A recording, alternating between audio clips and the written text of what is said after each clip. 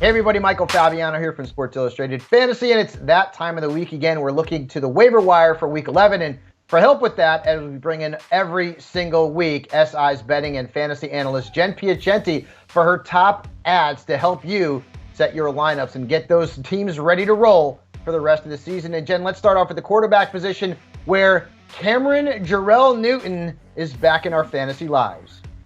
I love that you gave him all three names. I think that he's someone that might actually be able to help a lot of people out. Look, we saw Cam come into the game. He touched the football 7 times. He scored twice. Now, of course, we don't really expect this going forward, but there's a lot of reasons to get excited here. First of all, he's reunited with Christian McCaffrey and DJ Moore, and now he has Robbie Anderson. So he has plenty of playmakers here. He's a mobile quarterback. He's a guy that can get you a rushing touchdown maybe every other week. Heck, maybe every week. You never know. He likes to move around, and his upcoming schedule is so nice. This weekend is Washington football team. Now, he's not officially announced, but listen, even if he only comes in and scores 2 touchdowns, he can help you out. He's got Miami, Atlanta, and Tampa Bay twice coming in coming games. So he's somebody that I think actually could be a big help to a lot of teams. He's 84% available. And, you know, a lot of why I think Cam didn't have a good year last year is because of that system in New England. I do not think he was a fit with Bill Belichick and that Josh McDaniels offense. But do you know who is? Mac Jones, who's putting on a total Rookie of the Year campaign. On Sunday, 198 yards, 3 touchdowns, and 82.6% completion percentage. The Patriots are on a roll, and this Thursday they have an Atlanta team totally beat up, now without Calvin Ridley, without Cordero Patterson, and they just gave up 45 points and 3 picks to the Dallas Cowboys. Jones is 72% available. Jen also likes Tua Tagovailoa, who's got the Jets this week. They may be excommunicated from the league. They're that bad. So Tua is a really good play this week as a streamer, and Justin Fields as well against Baltimore. Let's move on to the running back position. Rhamondre Stevenson coming off a huge game against the Browns. He's got Atlanta this week on Thursday night. You like him off the wire. I do. Now listen, Rhamondre Stevenson actually saw 69% of the carries for New England on Sunday for 114 yards and 2 touchdowns. And what's interesting to me is that 69% of the carries. Now we know it's a murky backfield in New England, but this has only happened, that percentage of carries, I would say about 4 times since 2019. Now we are expecting Damian Harris to be back, and certainly Damian Harris will have a role too. But I think Stevenson did enough to prove that he needs to have a pretty good role in this backfield. I think that Belichick will stick with him.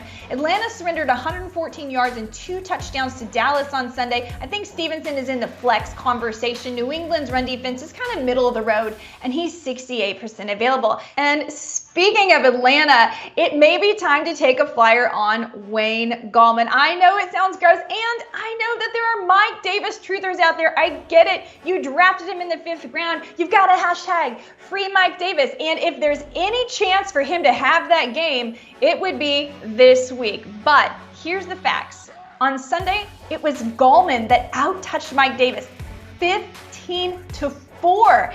And he caught one of his 2 targets for 21 yards. And to use Michael Fabiano's technical term, do you know what Mike Davis did? Bupkis. It's true. On the season, I know it's a limited sample size, but Wayne Gallman has 3.8 yards per attempt as opposed to Mike Davis's 3.3. New England's kind of middle of the road in run defense, and Gallman is the one that's 99% available. 69% of you guys are still holding on to Mike Davis. You also like Deonta Foreman, who looks like the most effective back in that backfield committee in Tennessee, and then Ty Johnson for the Jets getting a lot of targets out of the backfield.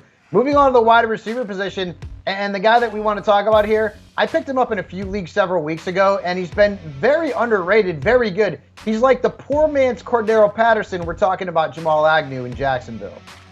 I really love that comparison. I made the same one in my article. You know, Agnew was actually targeted 5 times, but he didn't connect with Trevor Lawrence for any of them. However, it didn't matter because he rushed for 79 yards and scored a touchdown. He's put up double-digit PPR points in 4 of his last 5 games, and he's 91% available. So I think it's time that, I know we don't like using Jacksonville offense, but it's time that we give Jamal Agnew a chance.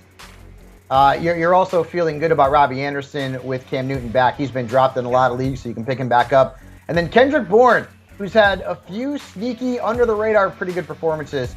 for the New England Patriots. Moving on to the tight end position, and we all need help there. You've got two players who have really started to emerge over the last couple of weeks who could actually be starters in Week 11. Yeah, I want you guys to check out Cole Kmet, see if he's available. He's available in 82% of leagues. That a lot of times coming off a bye, these players have been dropped or forgotten about.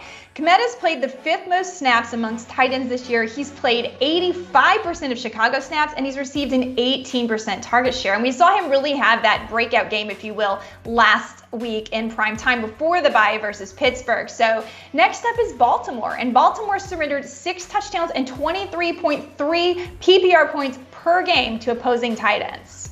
I also like Dan Arnold. I know that we're kind of talking about Jacksonville a lot here, but look, it's the situation we're in. Dan Arnold is the #1 receiver in Jacksonville. It sounds crazy, but it's true. 37 targets across the last 5 games. He's become a solid floor play. Double-digit PPR points in 4 of his last 5 games, and he's available in 74% of fantasy leagues. Yeah, he's been very good over the last couple of weeks. I mean, he's tied with Travis Kelce for the most targets per game. It's unbelievable. So that's right. Dan Arnold and Jamal Agnew to the front of the line on the waiver wire. Jen also likes Tyler Conklin, who got in the end zone a couple of times last week, and Adam Troutman, who is a sneaky, kind of under the radar type of DFS play this week. He's been targeted more often. Good matchup this week against the Eagles. All right, for all of Jen's waiver wire ads, you can check out her column at si.com/fantasy. And be sure to check out the Sports Illustrated YouTube channel, where you can find more videos, including a lot of fantasy advice, waiver wire advice, start 'em and sit 'em, and so much more.